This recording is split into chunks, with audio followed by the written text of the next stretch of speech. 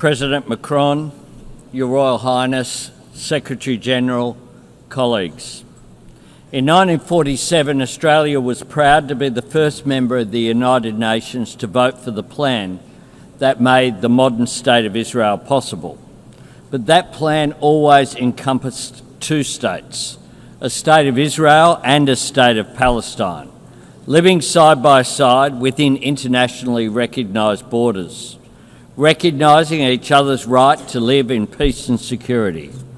8 decades ago, those hopes were consumed by conflict, and that has been the grim pattern over the years. Opportunities not taken, compromises rejected, good faith betrayed, a cycle of violence that has crushed generations. We saw that in the horrific events of October 7, 2023. Hamas terrorists descending on a festival promoting friends, love and infinite freedom to perpetrate atrocities. One Australian, Galit Carbone, was among those killed. Australia embraces all who carry the weight of grief. We repeat our call for the hostages to be returned immediately and with dignity. And we stand with Jewish people everywhere who feel the cold shadow of history's darkest chapter in any act of anti-Semitism. Throughout this conflict, Australia has supported calls for a ceasefire because every innocent life matters. Every Israeli life, every Palestinian life. Right now, Gaza is in the grip of a humanitarian catastrophe, and the Israeli government must accept its share of responsibility. Tens of thousands of civilians have been killed. Desperate people, including children, denied vital aid. Aid workers killed, including Australian Zomi Frankham. Journalists killed trying to bring the truth to light. This comes alongside the continued illegal expansion of settlements on the West Bank and an increase in settler violence.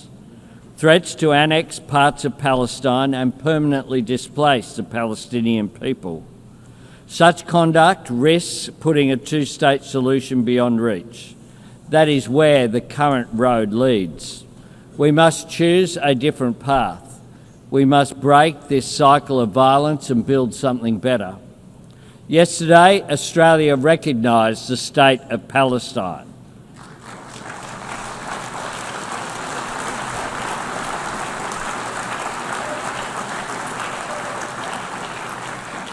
We have been clear. The terrorist organisation Hamas can have no role in Palestine's future. Our recognition was predicated on commitments from the Palestinian Authority, reaffirming Israel's right to exist in peace and security, that Hamas turn over its weapons to Palestinian security forces and never controls Gaza again, and the PA must demilitarise, hold democratic elections and undertake wholesale reform to governance, finance and education. The leadership of the Arab League has added strength to these commitments.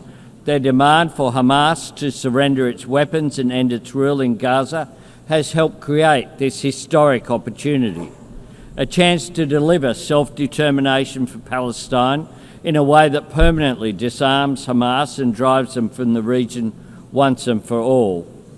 Recognising the aspirations of the Palestinian people is about more than a seat, a voice and a vote in the councils of the world. It is about real hope for a place to call home. This is the same hope that sustained generations of Jewish people, the same hope that binds us all to our countries and cultures and drives us to want a better life for our children. Working together, we can build a future where instead of children in Gaza dying in pain, living in fear or being taught to hate, they can go to school and build a life in larger freedom.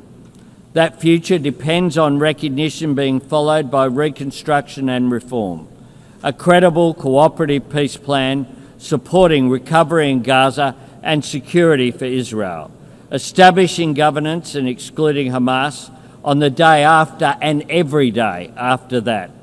This is the next step we must take, and we must take it together. I thank you very much. Your Excellency, Monsieur le Président de la France, Your Excellency Prince Faisal bin Farhan Al Saud. Since 1947, it has been the policy of every Canadian government to support a two-state solution for lasting peace in the Middle East. This position envisioned the creation of a sovereign, democratic, and viable state of Palestine, building its future in peace and security alongside the State of Israel. Over many decades, Canada's commitment to this goal was premised on the expectation that this outcome would be eventually achieved as part of a negotiated settlement. Regrettably, this possibility has been steadily and gravely eroded, including by the pervasive threat of Hamas terrorism to Israel and its people, culminating in the heinous attack of October 7th. The accelerated building of settlements across the West Bank and East Jerusalem and the soaring settler violence against Palestinians. Actions such as the E1 settlement plan and the Israeli government's contribution to the humanitarian disaster in Gaza. Hamas sows terror among the Israeli people and has oppressed the people of Gaza. That has prompted us to take the position we have. Hamas must absolutely release all hostages, disarm fully, and never play any role in the future governance of Palestine.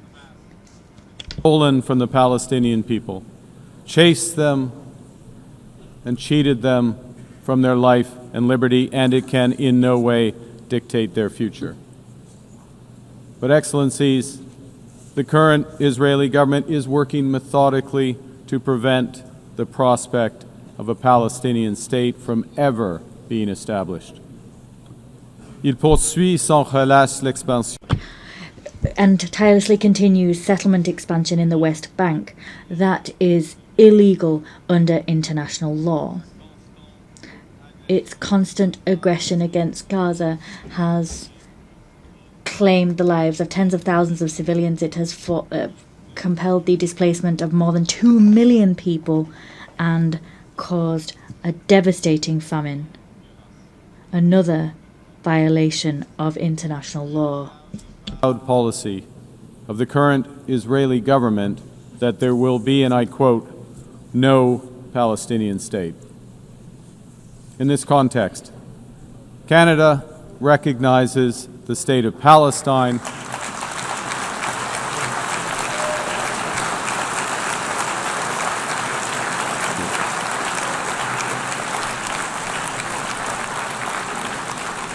and we offer our full partnership in building the promise of a peaceful future for both the state of Palestine and the state of Israel. Excellencies, Canada is under no illusions that this recognition is a panacea. This recognition is, however, firmly aligned with the principles of self-determination and fundamental human rights in the UN Charter, and it is fundamentally consistent with the policy of the Canadian government for generations. We take this action as part of a coordinated effort led by France and Saudi Arabia, a coordinated effort to provide the possibility of peace and a two-state solution. Recognizing the state of Palestine, led by the Palestinian Authority, empowers those who seek peaceful coexistence and the end of Hamas. It doesn't legitimize terrorism. And in no way does it compromise Canada's steadfast support for the State of Israel, its people, and their security, because that security can only be ultimately guaranteed through the achievement of a comprehensive two-state solution.